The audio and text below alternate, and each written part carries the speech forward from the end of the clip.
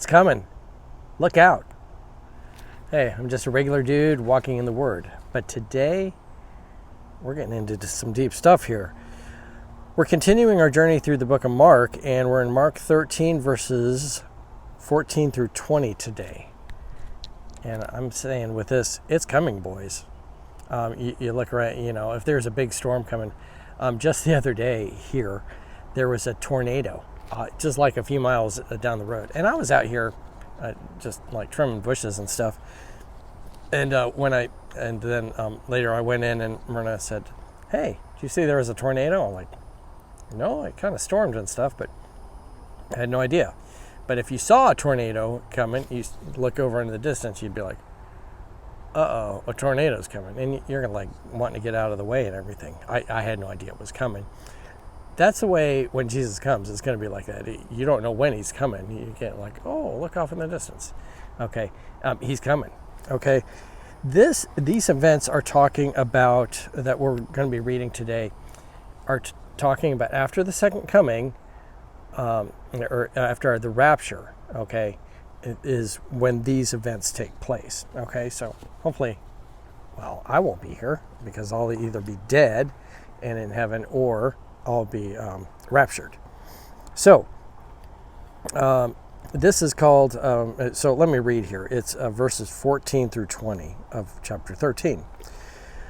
"When you see the abomination that causes desolation standing where it does not belong, let the reader understand. Then let those who are in Judea flee to the mountains. Let no one on the housetop go down or enter the house to take anything out. Let no one in the field go back to get their cloak. How dreadful it will be in those days for pregnant women and nursing mothers. Pray that this will not take place in winter, because those will be days of distress, unequaled from the beginning, when God created the world until now, and never to be equaled again." Verse 20, "If the Lord had not cut short those days, no one would survive. But for the sake of the elect whom he has chosen, he has shortened them." God has a lot of mercy there, okay, because he's shortened the days. This is going to be a terrible, terrible thing that happens. And you're looking and you say, the abomination that causes desolation in the temple. You might be thinking, that already happened. The temple was already desecrated. That happened before Jesus was in the picture, okay? And that was,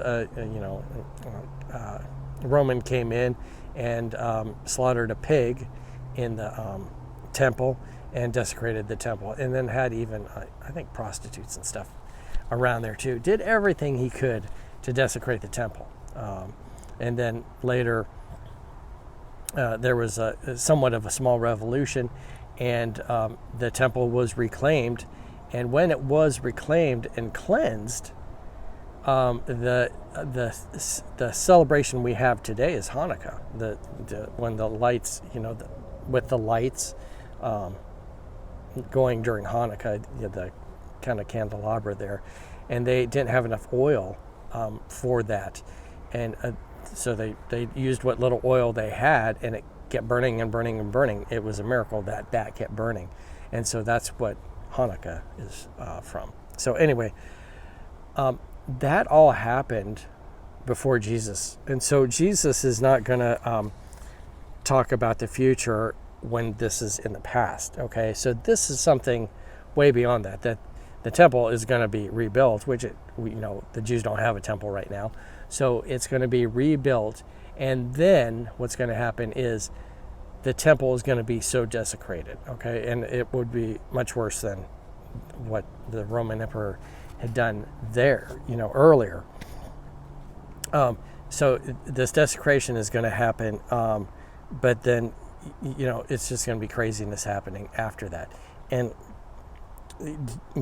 Jesus is saying here, watch out. You don't want to be around when this happens, and you don't want to be a pregnant mother or nursing mother. You want to just be running, okay? And verse 20 says, "If the Lord had not cut short those days, no one would survive. But for the sake of the elect whom he has chosen, he has shortened them."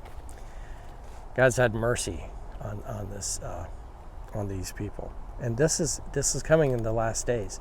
There's going to be, a lot of death happening and a lot of misery and so forth happening in the end days. But what I want you to see is that last verse.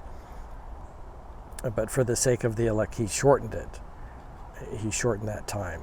He cut short that time. He didn't just lay it all out, total destruction.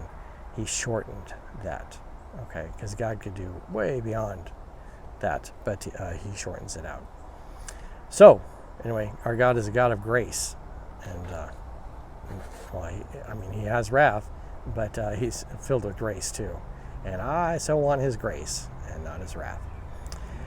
Lord's blessing to you. Thanks for watching. And we're just regular dude walking in the Word as we deal with the end times here in chapter 13. We'll continue through chapter 13 tomorrow, so join us then. See ya.